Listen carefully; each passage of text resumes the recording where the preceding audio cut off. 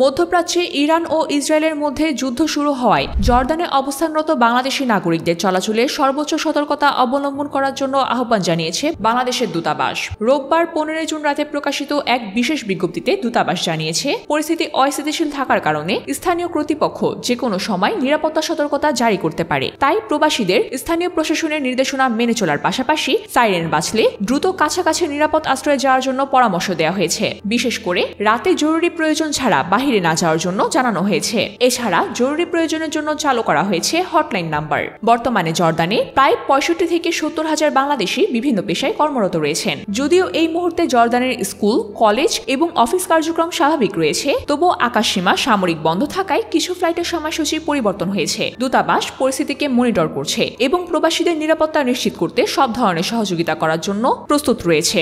জর্দানে অবস্থানরত সকল বাংলাদেশিকে দূতাবাস সতর্ক ও সচেতন থেকে চলাফেরা করার জন্য অনুরোধ জানিয়েছে এবং জরুরি প্রয়োজনে দূতাবাসের সঙ্গে যোগাযোগ রাখার জন্য নির্দেশনা দেওয়া হয়েছে। এই সংকটময় সময়ে সবাই যেন শান্তি ও সচেতনতা বজায় রাখে, এটাই প্রত্যাশা করা হচ্ছে।